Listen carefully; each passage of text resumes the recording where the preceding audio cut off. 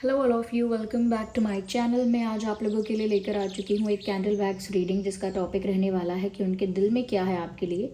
ये reading general है, collective है, पूरी तरह से इंट्यूटिव है। इसमें सभी के लिए मैसेजेस आएंगे।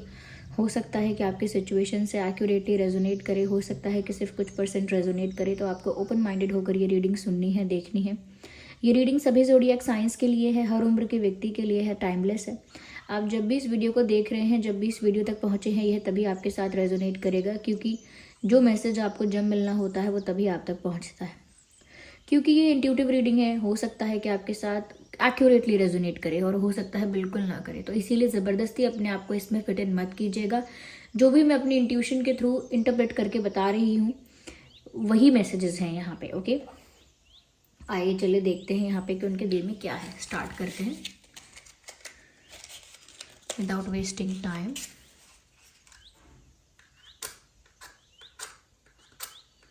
वेल, मैच बॉक्स तो काम अच्छा ठीक है।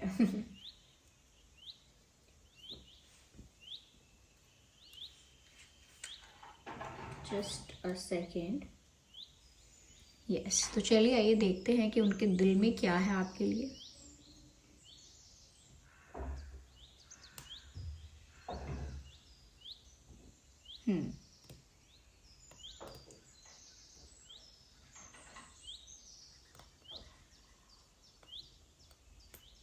A lotus flower in a cover or in a shield. Yes, ऐसा लगता है कि एक कमल का फूल है जिसको चारों तरफ से पूरा ढका गया है, कवर किया गया है किसी चीज़ से। एक शील्ड उसके ऊपर लगाई गई है। एक लोटस फ्लावर के ऊपर एक शील्ड, एक ट्रांसपेरेंट शील्ड लगाई गई है। ऐसा लगता है, ऐसा लगता है कि जैसे आपके जो पर्सन है उनके दिल में आपको लेकर बहुत ज़्यादा प्रोटेक्टिवनेस है। या राइट, प्रोटेक्टिवनेस है। और कहीं ना कहीं ये इंसान आपको किसी चीज़ से प्रोटेक्ट कर रहा है, या प्रोटेक्ट करना चाहता है, या प्रोटेक्ट करने की इच्छा है, because they feel very very protective about you. Whoever you are, wherever you are, कोई भी हैं आप, कहीं भी हैं, ऐसा मत सोचिए कि ऐसा क्यों सोचेंगे वो मेरे लिए। लेकिन कहीं ना कहीं आपके स्वभाव, आपके बिहेवियर, आपके लाइफस्टाइल या आपके नेचर की वजह से उनको ऐसा लगता है कि कोई आपका फ़ायदा उठा सकता है, आपकी मासूमियत का, आपके विश्वास करने का। क्योंकि आप फ्रैंक हैं, अपने दिल की बातें यूं ही बोल देते हैं। एक खुली किताब की तरह आपका जीवन है। तो कहीं ना कहीं ऐसा हो सकता है कि लोग आपकी कुछ बातों का फ़ायदा उठाएंगे, या आपके भोलेपन का, नादानी का फ़ायदा उठाएंगे। और नहीं फ़ायदा उठाएंगे तो कहीं ना कहीं आपसे अपना काम निकलवाएंगे। समहाउ लोग आपको ट्रिक करेंगे, लोग आपको ट्रिक करेंगे, लोग आपको मैनिपुलेट करेंगे। और ये जो पर्सन है, इनके दिल में आपको लेकर इसी बात के लिए प्रोटेक्टिवनेस है कि कोई आपके साथ कुछ ऐसा ना करे जिससे आपको हर्ट हो, या आप ऐसा फील करो कि आपको मैनिपुलेट किया गया है या आपको ट्रिक किया गया है, किसी ने आपको बेवकूफ़ बनाया है। चीटेड फील ना करो, स्टूपिड फील ना करो। वो नहीं चाहते कि आप अंदर से दुखी रहो या दुखी हो जाओ, क्योंकि उनको ऐसा लगता है कई लोगों के इंटेंशंस ऐसे हो सकते हैं जो आपके फ्रेंड्स तो बहुत बनते हैं, बहुत क्लोज फ्रेंड्स बनते हैं, बहुत अच्छे वेल विशर्स बनते हैं, लेकिन अल्टीमेटली वो है नहीं आपके वेल विशर्स और है नहीं आपके जेन्युइन फ्रेंड्स। तो ऐसे लोग आपके सीक्रेट्स भी बाहर रिवील करते हैं। ऐसे लोग आपके बारे में नेगेटिव रूमर्स भी फैलाते हैं। ऐसे लोग आपका फ़ायदा उठाते हैं और आपके भोलेपन का भी, मासूमियत का भी फ़ायदा उठाते हैं। तो इनको ऐसा लगता है कोई और आपको बेवकूफ़ ना बनाए और कोई आपको अपना पार्टनर भी ना बना ले, ऐसे आपको ट्रिक करके, कि कोई इंसान आपको जल्दी से कुछ मैनिपुलेशन करके आपको इम्प्रेस करे और चीज़ों को ट्विस्ट एंड टर्न करके आपको इम्प्रेस करके कोई अपनी तरफ ना बुला ले, या कोई अपना ना बना ले, या कोई अपना आपको, यानी आपको एक रिलेशनशिप में ना लेकर आए, फिर बाद में आपको चीट करे। तो इन्हें ऐसा लगता है कि आप कितने भी बड़े हो गए हैं या कितनी भी आपकी एज है, लेकिन आपके अंदर वो मासूमियत है और अभी भी आप लोगों पर बहुत ट्रस्ट करते हैं। सो दैट्स द थिंग, ये चीज़ है यहाँ पे। मुझे यहाँ पर ऐसा भी लग रहा है व्यूअर्स कि ये जो प्रोटेक्टिवनेस है वो अभी इनके दिल में ही है। उन्होंने अभी आपको लिटरली प्रोटेक्ट करने के लिए ज़्यादा कुछ कहा नहीं है, लेकिन हाँ, कभी कुछ भी कहा होगा, बहुत कम तो भी ये कहा होगा कि आप दूसरों की बातों का ज़्यादा विश्वास मत करो, या दूसरों की बातों में ज़्यादा मत आओ, या फिर अपने फ्रेंड्स बहुत अच्छे से चूज़ करो, ये वो कुछ ना कुछ ऐसे वन लाइनर्स में कुछ कहा होगा, जैसे एक सेंटेंस में कुछ कहा, समझाने के लिए कुछ कहा, तो लेकिन ज़्यादा कुछ अभी किया नहीं है। But they feel very protective. उनको लगता है जैसे उन्हें आपको प्रोटेक्ट करना चाहिए। That's the right thing to do, यानी कि यही सही चीज़ है इस वक्त करने के लिए, कि वो आपको इस चीज़ से प्रोटेक्ट करें। ओके, लेट मी सी।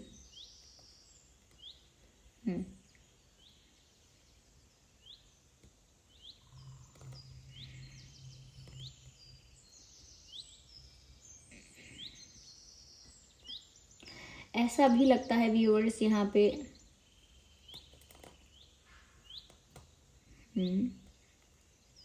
जब भी वो आपके बारे में सोच रहे हैं, या जब भी वो आपको देख रहे हैं, या आपकी तस्वीर को देख रहे हैं, उनका दिल बहुत ज़ोरों से धड़कने लगता है, उनकी हार्ट बीट फास्ट हो जाती है,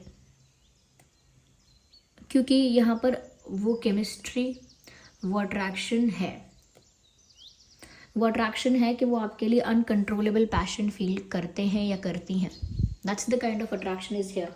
ऐसा भी लगता है व्यूअर्स कि ये जो इंसान है, ये क्योंकि यहाँ मुझे चश्मे दिख रहे हैं, तो हो सकता है चश्मे लगाते हैं या लगाते थे या आप लगाते हो, लेकिन मुझे दो तरह के दिल नज़र आ रहे हैं। एक तो वैसा ही जैसा हम ड्रॉ करते हैं, और एक जो जैसा रियल में हमारी बॉडी में होता है वैसा हार्ट। तो कहीं ना कहीं दिल तो इनका आपसे बहुत ज़्यादा जुड़ा हुआ है, और आपके प्रेजेंस से या आपके आसपास होने से और भी ज़्यादा ये नर्वस हो जाते हैं, और भी ज़्यादा ये शाय फील करते हैं। तो ऐसा लगता है जैसे इनका दिल तो आपकी तरफ चला जाता है, चाहे ये उसको अलाउ करें या ना करें।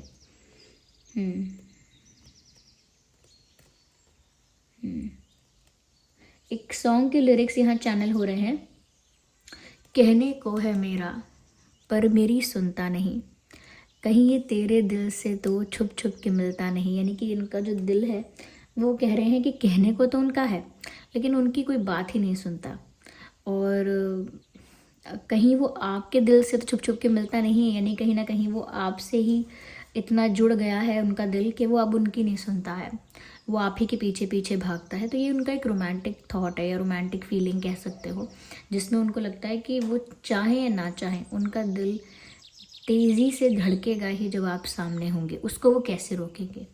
तो यहाँ पर ऐसा दिखता है व्यूवर्स कि कहीं ना कहीं ये इंसान आपके लिए बहुत ज़्यादा अट्रैक्टेड है, बहुत ज़्यादा केमिस्ट्री ये इंसान, ये पर्सन आपके लिए फील करता है या करती हैं। और इनके जो इंटेंशंस हैं, अगर हम इंटेंशंस की बात करें, तो इनके इंटेंशंस आपके लिए गलत नहीं हैं। हाँ, ये इंसान थोड़े से सीक्रेटिव, थोड़े से क्वाइट, थोड़े से इंट्रोवर्ट हो सकते हैं, लेकिन क्योंकि अगर हो भी सकता है कि इंट्रोवर्ट है, या फिर ये भी हो सकता है कि वो थोड़े बस नर्वस हो रहे हैं, क्योंकि ऐसा लगता है कि ये इंसान आपके सामने आते ही नर्वस हो जाते हैं, या जब आप इनके सामने होते हो तो ये बातें तो करेंगे, लेकिन हो सकता है बातें ना कर पाए, और करेंगे तो वो बातें करेंगे जो इनको नहीं करनी थी, या कुछ और ही रैंडम बोलेंगे क्योंकि वो नर्वस हो जाते हैं। वो जो बात करने आए थे, या जो बात करने की इच्छा थी, वो बात नहीं कर पाते हैं और नर्वस हो जाते हैं। तो ये चीज़ यहाँ पर साफ साफ दिख रही है व्यूअर्स, कि ये जो पर्सन है, ये आपके आगे ना वो सब नहीं कन्फेस कर पाते जो वो प्लान करते हैं कि वो कन्फेस करेंगे। राइट।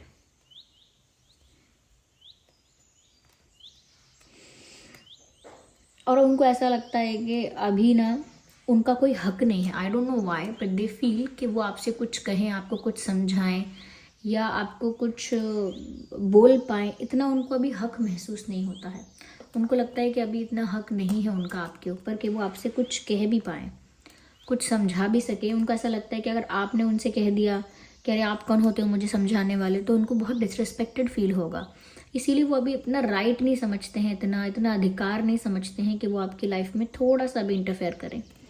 तो और लेकिन उनके इंटेंशंस प्योर हैं आपके लिए, उनकी फीलिंग्स जेन्युइन है, लेकिन उन्होंने अभी इन चीज़ों को लेकर ज़्यादा कुछ किया नहीं है, अंदर ही अंदर है सब कुछ ये। या जस्ट अ सेकेंड व्यूअर्स।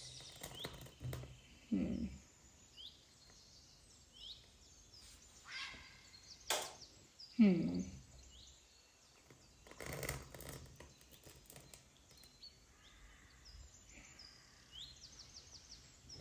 हम्म मुझे ऐसा लगता है कि उनको सब कुछ ना बिखरा हुआ लगता है। बिखरा हुआ एज इन जैसे अभी तो बहुत कुछ करना बाकी है, it is just the first step. उनको ऐसा लगता है अभी तो बहुत पापड़ बेलने पड़ेंगे, अभी तो बहुत लंबा सफ़र है, अभी तो बस शुरुआत है। तो अभी सब कुछ उनको बिखरा हुआ लगता है, उनके अकॉर्डिंग कुछ नहीं है।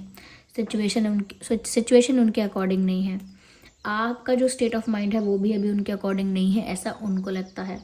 और उनके फैमिली कंडीशंस या जो भी करियर एरिया जो है, इनका करियर स्पेस है, वो भी उनके अकॉर्डिंग नहीं है। तो उनको लग रहा है कि अभी ना सारी चीज़ें उनकी लाइफ में बिखरी हुई हैं, सब कुछ बिखरा हुआ है। और सब कुछ समेटने के लिए, सब कुछ अरेंज करने के लिए प्रॉपरली इन सब चीज़ों में टाइम जाएगा, and they know it very well. उनको ये अच्छे से पता है कि समय जाएगा, और उनको कोई जल्दबाजी नहीं है। सबसे अच्छी बात तो ये है कि अट्रैक्टेड भी हैं आपके लिए, पैशनेट भी हैं बहुत ज़्यादा, लेकिन पेशेंस रखने के लिए रेडी हैं। देखिए, जो इंसान धैर्य धारण कर सकता है, जो इंसान धीरज रख सकता है, और धैर्य का मतलब ये नहीं कि इम्पेशेंट होकर वेट कर रहे हैं कि बस कब, अब कितने दिन और, कितनी देर और, ऐसे नहीं। इम्पेशेंट होकर वेट नहीं, जो सच में पेशेंस रख रहा है उसके अंदर इतना इम्पेशेंस या इतनी ज़्यादा जल्दबाजी नहीं होगी। तो ये पेशेंस रखने के लिए रेडी भी हैं फॉर यू। यस, आपको पाने के लिए चाहे थोड़ा समय क्यों ना लगे, they are ready to wait. और ऐसा लगता है कि उनकी लाइफ में बहुत सारी चीज़ें आउट ऑफ प्लेस हैं, या हम कहीं आउट ऑफ ट्रैक हैं।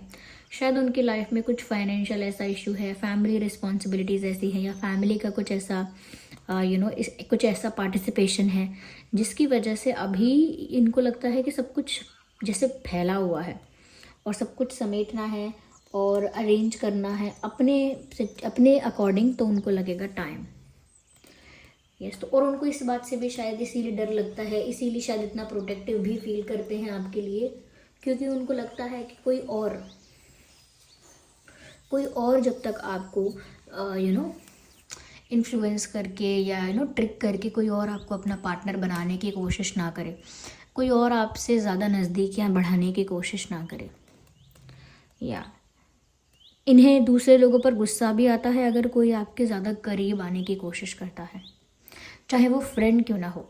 अगर आप किसी और के साथ ज़्यादा समय बिताते हैं, तो चाहे वो किसी रीज़न से क्यों बिताते हों, फिर भी इनको बहुत जेलिसी फील होती है, इनसिक्योर अजीब सा लगता है इनको, और अंदर ही अंदर गुस्सा आता है, लेकिन अपना हक नहीं समझते, इसीलिए वो कुछ कह नहीं पाते हैं। थोड़ा फ्रस्ट्रेट हो जाते हैं, बट कुछ कह नहीं पाते आपसे, और वो आपके आगे तो वैसे भी नहीं बोल पाते, ऐसा लग रहा है।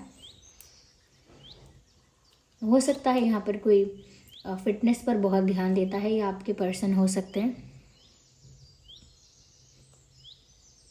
आप हो सकते हो।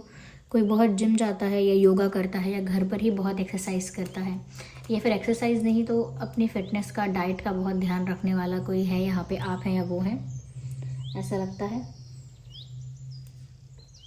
हम्म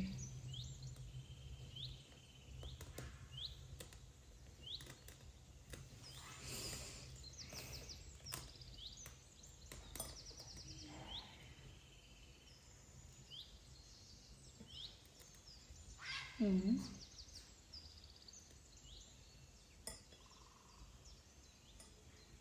हम्म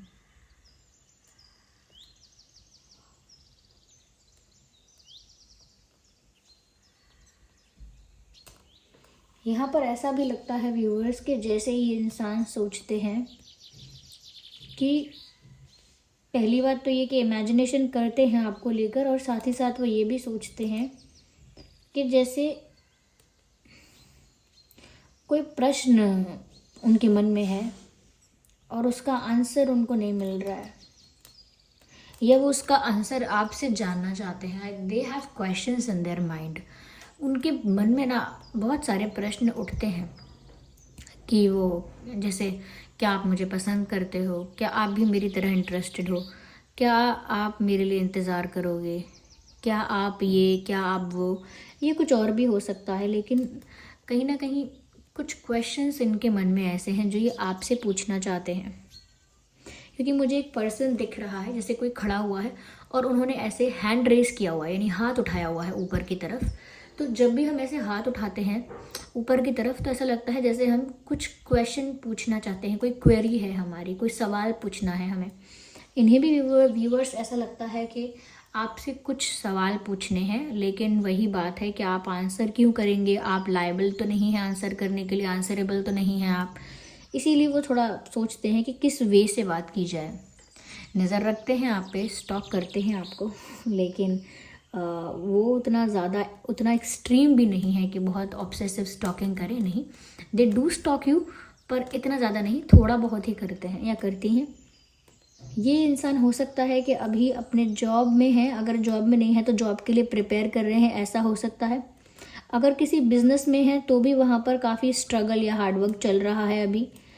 और तो ऐसा लगता है फैमिली भी जो इनकी है वो थोड़ी डोमिनेटिंग हो सकती है। ऐसा नहीं है कि बहुत मतलब बहुत ही इनको ज़्यादा कंट्रोल करती है, लेकिन हाँ डोमिनेटिंग है, थोड़ी सी डिसिप्लिन या ज़्यादा रखते हैं, ऐसे परिवार के लोग हो सकते हैं इनके। इनके नाम के अल्फ़ाबेट्स हो सकते हैं सी, इनके आपके नाम में सी हो सकता है, टी हो सकता है, आई हो सकता है, CTI हो सकता है।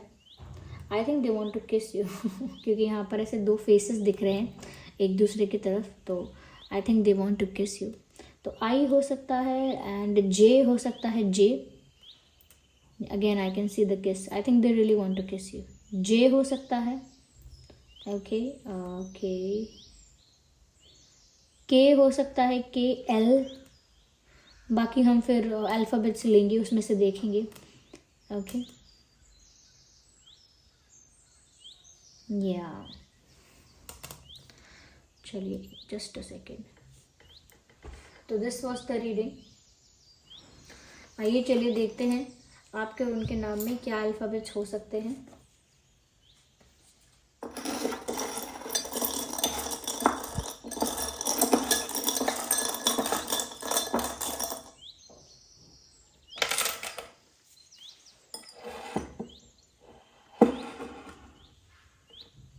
के हो सकता है, देखिए मैंने के बोला था, सी भी बोला था, जे भी बोला था, एल भी बोला था, ओके और मैंने टी भी बोला था ये अल्फ़ाबेट्स तो पूरे ऐसे के ऐसे ही आए हैं जो मैंने बोले थे। कुछ अलग आए हैं, वो है B, D, G, X and U।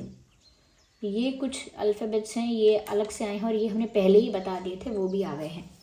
तो इससे पता लगता है रीडिंग काफ़ी लोगों के लिए कितनी एक्यूरेट जा सकती है, क्योंकि अल्फ़ाबेट्स भी एज इट इज़ आ गए हैं। Okay so this was the reading. I hope ये रीडिंग आपके लिए हेल्पफुल और रिलेटेबल रही है। अगर इस रीडिंग ने आपको थोड़ा भी गाइड किया है, वीडियो को लाइक ज़रूर करें, कमेंट करके ज़रूर बताएं, सब्सक्राइब करें ड्रीम टैरो चैनल को। चलिए फिर मिलते हैं अगली रीडिंग में, तब तक के लिए bye bye family, bye bye angels, love you all, bye bye, take care.